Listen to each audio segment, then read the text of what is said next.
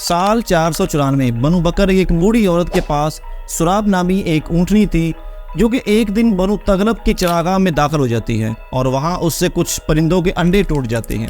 بنو تغلب کا سردار یہ سب دیکھ رہا ہوتا ہے اور وہ تیر مار کر اس اونٹنی کو زخمی کر دیتا ہے۔ یہ بات جیسے ہی اس بوڑھی عورت کے رشتہ دار جساس تک پہنچتی ہے تو وہ موقع پا کر بنو تغلب کے سردار کلیب بن وائل کو قتل کر دیتا ہے۔ اس قتل کے بعد دونوں قبائل کے اندر ایک جنگ شروع ہوتی ہے جو تقریباً 40 سال تک جاری رہتی ہے۔ اس جنگ کے نتیجے میں بہت سے لوگ اپنی جانوں کو ضائع کر بیٹھتے ہیں، ہزاروں نوجوان اس جنگ کی نظر ہو جاتے ہیں اور یہ جنگ 40 سال تک جاری رہتی ہے اور بالآخر 534 عیسوی میں یہ جنگ صلح کے نتیجے پر ختم ہو جاتی ہے۔ اس جنگ کو جنگ بسوس کہتے ہیں کیونکہ اس بوڑھی عورت کا نام بسوس ہے۔ اس واقعے کے بعد چند سوالات یہ پیدا ہوتے ہیں کہ کیا عرب کے لوگ اتنے زیادہ ظالم تھے اور ہر وقت بدلے کی آگ میں جلتے رہتے تھے؟ کیا عربوں کے اوپر کسی کی حکومت بھی تھی؟ کیا کوئی ادارہ پولیس، عدلیہ اور فوج کا نظام بھی تھا یا نہیں؟ اس معاشرے میں عورتوں کی کیا وقت تھی؟ عورتوں کا کیا مقام تھا؟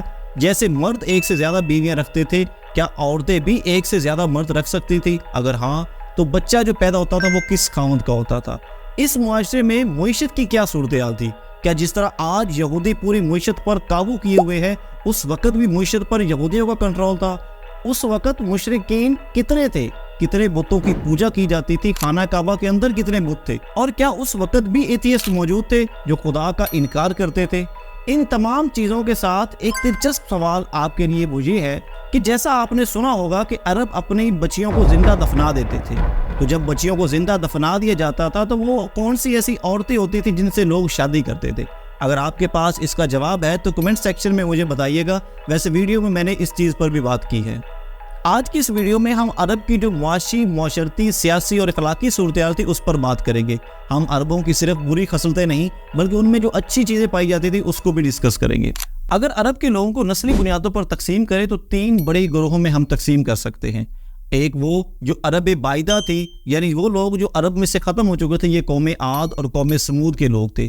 دوسرے نمبر پر عرب عاربہ جو کہ خالصتاً عربی لوگ تھے، یہ حضرت نوح علیہ السلام کے بیٹے حضرت سام علیہ السلام کی اولاد تھے اور یہی وہ لوگ تھے جنہوں نے عربی زبان کو رائج کیا تھا۔ یہ خالصتاً عرب کہلاتے تھے اور خود کو قحطانی بھی کہلاتے تھے۔ تیسرے نمبر پر عرب مستعربہ، یعنی ایسے لوگ جو اصلاً تو عرب میں پیدا نہیں ہوئے، باہر سے عرب میں آئے اور بعد میں آنے کے بعد انہوں نے اپنی بولی عربی اختیار کر لی۔ اس میں حضرت ابراہیم علیہ السلام کے بیٹے حضرت اسماعیل علیہ السلام تھے جنہوں نے سب سے پہلے آ کر یہاں پر سکونت اختیار کی۔ اسی قبیلے کو عدنانی قبیلہ بھی کہتے ہیں اور حضور اکرم صلی اللہ علیہ وسلم کی ذات بھی اسی قبیلہ کے اندر میں مبعوث ہوئی۔ عرب میں کوئی بھی مرکزی حکومت نہیں تھی سوائے یمن کے۔ یمن میں ابراہا اس وقت کا گورنر تھا۔ جیسا کہ آپ نے ہماری یہ ویڈیو ابراہا کا اٹیک جو کہ آپ کو آئی بٹن پر نظر آ رہی ہوگی یہ دیکھی ہوگی، اس ویڈیو میں ہم نے پورا ایکسپلین کرنے کی کوشش کی ہے کہ یمن کا جو گورنر ابراہا تھا اس نے کیوں مکہ کے اوپر اٹیک کیا، خانہ کعبہ کو کیوں مسمار کرنا چاہا۔ ہر قبیلہ اپنی خود مختار حکومت کرتا تھا، اس کا ایک شیخ ہوتا تھا جو کہ ذہانت، معاملہ فہمی، بہادری کی بنیاد پر منتخب کیا جاتا تھا اور وہ دوسرے قبائل کے ساتھ اتحاد کر کے اپنے قبیلے کو مضبوط کرتا تھا۔ پورے عرب کے اندر کوئی بھی ادارہ پولیس، کوئی بھی ادارہ عدلیہ یا کوئی بھی فوجی نظام نہیں تھا۔ ہر قبیلہ اپنے افراد کی حفاظت کیا کرتا تھا، چاہے وہ مجرم ہو یا ملزم ہو، وہ اپنے قبیلہ کی حفاظت کرتے تھے۔ اس سیاسی نظام نے ان کے اندر چند مثبت چیزیں بھی پیدا کر دی تھی، جیسا کہ ان کا خاندانی نظام بہت زیادہ اسٹرانگ تھا اور قبیلے کے ساتھ وفاداری بہت زیادہ تھی۔ ان کے اندر کبھی بھی میر جعفر یا میر صادق پیدا نہیں ہوتے تھے اور وہ اپنے قبیلے کی حفاظت کرتے تھے، اپنے قبیلے کے لوگوں کی، ان کی چیزوں کی دوسرے قبائل سے حفاظت کرتے تھے۔ اگر ان کے کسی قبیلے کو کوئی نقصان پہنچاتا تھا تو وہ اپنی پوری نسلیں اس میں کھپا دیتی تھی لیکن اس سے بدلہ لے کر رہتی تھی۔ اس سیاسی صورتحال نے ان کی معاشی زندگی پر بھی گہرا اثر ڈالا۔ عربوں کی زندگی بیسیکلی 2 معاشی سرگرمیوں میں تقسیم تھی۔ ایک وہ لوگ جو زراعت سے منسلک تھے اور دوسرے وہ لوگ جو تجارت سے منسلک تھے۔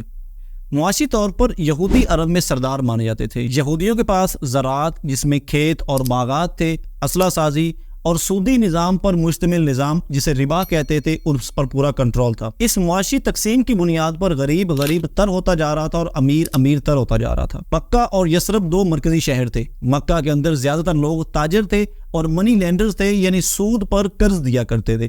ان کا انٹرسٹ ریٹ 100% سے لے کر 400% تھا۔ مکہ کے تجارتی کارواں گرمیوں میں شام کی طرف اور سردیوں میں یمن کی طرف جاتے تھے، جس کا ذکر اللہ تعالیٰ نے سورہ قریش کے اندر فرمایا ہے۔ یہ قافلے عرب کے دیگر علاقے جیسے بحرین، عراق وغیرہ میں بھی جاتے تھے اور دوسرے بر اعظموں میں بھی سفر کرتے تھے۔ اس خطہ میں قدرتی دریا نہیں تھے جس کی وجہ سے زراعت چند مقامات پر ہی محدود تھی۔ ان تمام معاشی سرگرمیوں نے عربوں کے اندر چند مثبت چیزیں بھی پیدا کر دی، جیسا کہ تجارتی صلاحیت۔ آپ کو وہ واقعہ یاد ہوگا کہ جب ہجرت کے بعد حضرت عبد الرحمن بن عوف کو ایک صحابی نے اپنا آدھا مال دیا تو انہوں نے کہا کہ آپ مجھے بازار کا رستہ دکھا دے، تجارت کرنا میں جانتا ہوں۔ تو آپ کو معلوم ہوگا کہ حضرت عبد الرحمن بن عوف دنیا کے امیر ترین تاجروں میں شمار کیے جاتے ہیں۔ ایک اور مثبت چیز یہ کہ مکہ کو بطور تجارتی مرکز اہمیت حاصل تھی۔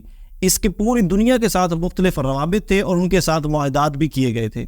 اس معاشی صورتحال پر نظر ڈالنے کے بعد ہم دیکھتے ہیں کہ عرب کے لوگوں کی اسلام سے پہلے معاشرتی صورتحال کیا تھی۔ تو عورتیں دو طرح کے طبقات میں تقسیم تھی۔ ایک وہ عورتیں جو شرفاء کی عورتیں تھیں، وہ ایک بڑی چادر جلباب پہنتی تھی اور خیبار پہنتی تھی، اور اس کے ساتھ ہی عربوں میں یہ مخلوط نظام تھا، یعنی عورتیں اور مرد اکٹھے بیٹھے جا سکتے تھے، اس میں کوئی ممانعت نہیں تھی۔ اور دوسرا طبقہ لونڈیوں کا تھا۔ لونڈیاں جسٹ ایک سیکس آبجیکٹ کے طور پر استعمال کی جاتی تھی اور انہیں جانوروں کی طرح بیچا اور خریدا جاتا تھا، ان کی کوئی اہمیت نہیں تھی۔ اور اگر ازدواجی تعلقات کی بات کریں تو ایک مرد ایک وقت میں ایک سے زیادہ بیویاں رکھ سکتا تھا اور اس پر کوئی پابندی نہیں تھی۔ اسلام نے انہیں روک کر 4 پر محدود کر دیا، اور اس کے ساتھ ہی جب کوئی شخص فوت ہو جاتا تو اس کی تمام بیویاں اس کے بیٹا کا حصہ میں آتی، سوائے اس کی سگی ماں کے۔ عربوں کے اندر ایک اور چیز بھی عمومی طور پر پائی جاتی تھی، اور وہ یہ تھی کہ وہ اپنی بچیوں کو زندہ دفن کر دیتے تھے۔ قبیلہ بنی تمیم کے شخص قیس بن عاصم نے اپنی 10 بچیوں کو زندہ دفنا دیا تھا۔ یہاں پر آپ کو یاد ہوگا کہ میں نے ویڈیو کے شروع میں کہا تھا کہ جب سب بچیوں کو دفنا دیا جاتا تھا تو پھر کون سی ایسی عورتیں ہوتی تھیں جن کے ساتھ وہ شادی کرتے تھے اور وہ 10 بیویاں یا 15 بیویاں ان کے پاس ہوتی تھی۔ تو بات دراصل یہ ہے کہ سارے قبیلے اس چیز میں شامل نہیں تھے۔ کچھ قبیلوں کے اندر یہ رواج، یہ عادت عمومی پائی جاتی تھی، اور کچھ قبیلوں کے اندر یہ شدت کے ساتھ پائی جاتی تھی۔ کچھ لوگ غیرت کے نام پر یا غربت کے نام پر بچیوں کو دفنا دیتے تھے، اور کچھ لوگ اپنی بچیوں کو زندہ رکھتے تھے۔ کچھ ایسے بھی لوگ تھے جو اس عادت کے سخت خلاف تھے، تو اسی وجہ سے وہ عورتیں بچ جاتی تھیں جن کی بعد میں شادی کی جاتی تھی۔ اگر ہم اس دور کے نکاح کی بات کریں تو حضرت عائشہ صدیقہ رضی اللہ تعالیٰ عنہا سے ایک روایت ہے کہ اسلام آمد سے پہلے جاہلیت کے دور میں 4 طرح کا نکاح روایت تھا۔ ایک وہ نکاح جو آج کل رائج ہے کہ جیسے ایک لڑکا کسی لڑکی کے گھر نکاح کا پیغام بھیجتا ہے اور اس کے بعد ان کی شادی ہوتی ہے۔ دوسرا یہ کہ جب ایک عورت اپنے حیض سے فارغ ہوتی تھی تو اس کے بعد اس کا شوہر اس عورت کو کسی دیگر مرد کے پاس بھیج دیتا تھا تاکہ وہ اس سے ہم بستری کرے اور اس سے جو بچہ پیدا ہوگا اس کو وہ اچھا خیال کرتے تھے۔ تیسرے نمبر پر ایک ایسا نکاح جس میں ایک عورت کے پاس 10 یا اس سے کم مرد آتے تھے اور ہم بستری کرتے، اور اگر وہ حاملہ ہو جاتی تو وہ عورت ان تمام مردوں کو بلا کر کہتی کہ یہ بچہ تمہارے کسی ایک شخص کا نام لیتی کہ تمہارا ہے، اور وہ اس سے انکار نہیں کر سکتا تھا۔ چوتھے نمبر پر یہ کہ کچھ فحاشہ عورتیں اپنے گھر کے اوپر سرخ رنگ کا جھنڈا لگاتی تھی اور ان کے پاس مرد فریکوینٹلی آتے رہتے تھے، لیکن جب ان میں سے کوئی حاملہ ہو جاتی تو پھر وہ قیافہ شناس یعنی باڈی لینگویج کو چیک کرنے والے اور چہرہ دیکھ کر بتانے والے کہ یہ کس کا بیٹا ہے اس کو بلایا جاتا، اور پھر ان تمام مردوں کو بلا کر وہ عورت یا وہ مرد جو چہرہ دیکھ کر بتاتا تھا یہ کس کا بیٹا ہے وہ کہہ دیتا کہ یہ تمہارا بیٹا، اور وہ شخص اس سے انکار نہیں کر سکتا تھا۔ اسلام نے ان چاروں میں سے جو پہلا طریقہ تھا اس کو رائج رکھا اور باقی تینوں کو ختم کر دیا۔ اس کے علاوہ غلامی، جوا اور شراب چند ایسی بری خصلتیں تھیں جو عربوں کے اندر پائی جاتی تھی۔ شراب جس کھانے کے ساتھ موجود نہیں ہوتی تھی اس کھانے کو اچھا خیال نہیں کیا جاتا تھا۔ ان تمام معاشرتی برائیوں کے علاوہ کیا عربوں کے اندر کچھ اچھی چیزیں بھی موجود تھیں؟ تو آئیے دیکھتے ہیں کہ عربوں کے اندر اچھی چیزیں کون سی موجود تھی۔ سب سے پہلے ان کی یادداشت بہت زیادہ مضبوط تھی۔ وہ کئی نظمیں زبانی یاد کر سکتے تھے، اور میلہ اوکاز میں وہاں پر شاعری کا مقابلہ ہوتا تھا۔ ان کے اندر فصاحت و بلاغت بہت زیادہ تھی، اور عرب پوری دنیا کو گونگا کہتے تھے یعنی عجمی کہتے تھے۔ اس کے ساتھ ہی عرب کے اندر مہمان نوازی اور سخاوت بہت زیادہ تھی، اور اپنے لوگوں کی حفاظت کرنا ان کے اندر بنیادی وصف تھا۔ قبل اسلام کے وقت کو ایام الجاہلیہ یعنی ایج آف اگنورینس کہا گیا ہے، کیونکہ اگر آپ عرب لوگوں کے عقائد کو دیکھیں گے تو آپ کو پتہ چلے گا کہ اللہ تعالیٰ نے کیوں سورہ احزاب کی آیت نمبر 33 میں اس دور کو جاہلیت کا دور کہا۔ اگر عرب کے لوگوں کے عقائد کو تقسیم کیا جائے تو اس خطہ میں 7 بڑے مذاہب پائے جاتے تھے۔ زیادہ تر عرب کے لوگ بت پرست تھے، ہر قبیلے کا اپنا ایک بت ہوتا تھا اور وہ کئی خداؤں کی پوجا کرتے تھے۔ خانہ کعبہ جو کہ حضرت ابراہیم علیہ السلام اور حضرت اسماعیل علیہ السلام نے بنایا تھا، جو کہ خدا کی ایک وحدانیت کی علامت تھا، اس کے اندر بھی 360 بت رکھ دی تھے، اور عرب کے اندر یہ بت پرستی ایک شخص عمر بن لوہی لے کر آیا تھا۔ عرب کے اندر سب سے بڑا بت حبل تھا، اور لات، منات اور عزا بھی بڑے بتوں میں شمار ہوتے تھے۔ دوسرے نمبر پر ایتھیسٹ تھے، یعنی اس وقت بھی چند ایسے لوگ موجود تھے جو یہ خیال کرتے تھے کہ دنیا ابدی ہے، یہ شروع سے ایسے ہی تھی اور ایسے ہی رہے گی، اور کسی بھی بعد والی زندگی کا وجود نہیں ہے۔ یہ کسی خاص قبیلے کا مذہب نہیں تھا، بلکہ چند انفرادی لوگ ایسے موجود تھے جو اس سوچ کے قائل تھے۔ تیسرے نمبر پر آتے ہیں زندیق۔ یہ لوگ پارسی مذہب سے بہت متاثر تھے۔ یہ دو خداؤں پر یقین رکھتے تھے، یعنی آہور مزدہ جو خدائے خیر کہلاتا ہے اور آہرمن جو خدائے شر کہلاتا ہے۔ اس عقیدے کو ماننے والوں کو پارسی کہتے تھے۔ چوتھے نمبر پر سابی مذاہب کے لوگ تھے جو کہ ستارہ پرست تھے۔ پانچویں نمبر پر یہودی تھے۔